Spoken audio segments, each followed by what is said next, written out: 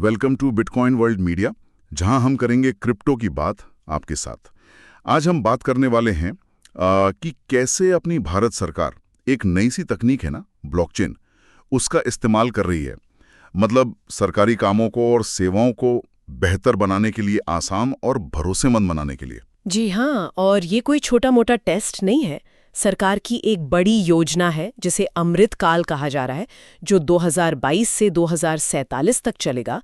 इसके तहत ही सरकार भविष्य की तैयारी कर रही है और इसमें ब्लॉकचेन और एआई मतलब आर्टिफिशियल इंटेलिजेंस, इन नई तकनीकों पर काफी जोर है। अमृतकाल नई तकनीक सुनने में तो काफी भारी लगता है, लेकिन आम लोगों के लिए इसका क्या मतलब हुआ? सरकार ये सब क्यों कर रही है असल में? देखिए, मकसद बिल्कुल साफ है। पहला तो ये कि सरकारी कामकाज में ज्यादा पारदर्शिता आए, मतलब सब कुछ ओपन हो जिससे करप्शन वगैरह कम हो। दूसरा, सरकारी सेवाएं सब तक आसानी से पहुंचे, चाहे कोई शहर में हो या दूर किसी गांव में। और तीसरा, ये सारे काम और जानकारी ज्यादा सेफ हो, सुरक्षित बने। आसान शब्दों में बताएंगी? हाँ बिल्कुल। आप ऐसे सोचिए कि ब्लॉकचेन एक तरह का डिजिटल रजिस्टर या बही खाता है। ठीक है। अच्छा। डिजिटल बही खाता? हाँ, जिसे बदला नहीं जा सकता और ये बहुत सारे लोगों के पास होता है, शेयर्ड होता है। तो अगर एक बार इसमें कुछ लिख दिया, वो हमेशा के लिए दर्ज हो गया, सब देख सकते हैं। इससे कोई छेड़छाड़ या फ्रॉड करना लगभग नामुमकिन हो जाता है। अच्छा, मतलब एक पक्का डिजिटल रिकॉर्ड जो मिट नहीं सकता और सबके सामने है। दिलचस्प है।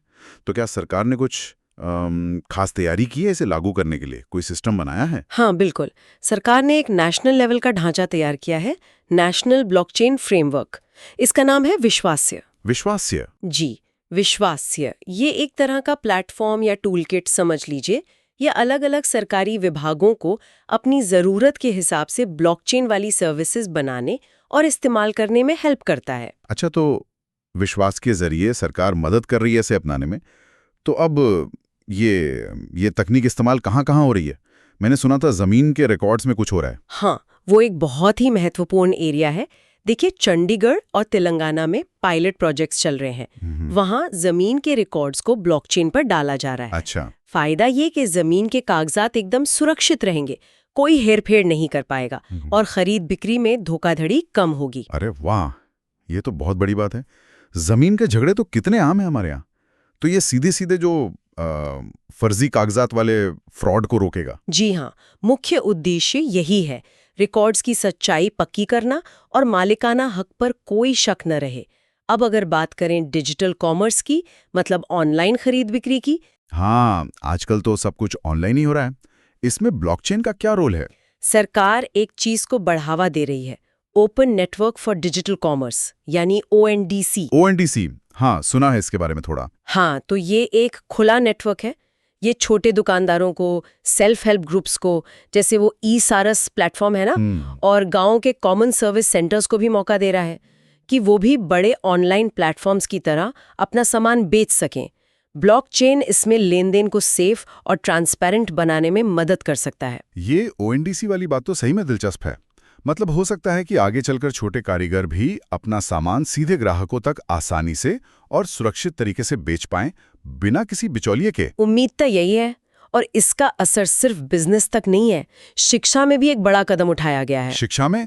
वो कैसे? लखनऊ की एक यूनिवर्सिटी है, doctor APJ Abdul Kalam technical university यानी AKTU। वो ब्लॉकचेन तकनीक का इस्तेमाल करके लगभग 50,000 डिजिटल डिग्रियां जारी करने वाली है। ऐसा करने वाली वो देश की पहली यूनिवर्सिटी होगी। 50,000 डिग्रियां ब्लॉकचेन पर? अरे वाह। तो इसका मतलब ये डिग्रियां ज्यादा सुरक्षित होंगी, कोई कॉपी नहीं कर पाएगा? बिल्कुल। ब्लॉकचेन पर आने के बाद इन डिग्रियों में कोई भी बदलाव करना नामुमकिन होगा। ये हमेशा के लिए सेफ हो जाएंगी और कोई भी छात्र, कंपनी, दूसरी यूनिवर्सिटी आसानी से और भरोसे के साथ चेक कर सकेगा कि डिग्री असली है या नहीं। फर्जी डिग्रियों का खेल खत्म। ये तो कमाल है। तो हमने जमीन के रिकॉर्ड देखे, ऑनलाइन व्यापार देखा, डिग्रियां देखी। क्या ये सब अलग अलग चल रहे हैं या किसी बड़ी योजना का हिस्सा है? हाँ, ये सब एक बड़ी कोशिश का ही हिस्सा है। जैसा हमने शुरू में बात की थी, अमृत काल के तहत सरकार AI और ब्लॉकचेन जैसी नई तकनीकों को अपना रही है और साथ ही साथ साइबर सुरक्षा पर भी ध्यान है, सर्ट इन के जरिए, और लोगों के डेटा की सुरक्षा पर भी वो जो नया digital personal data protection act 2023 आया है।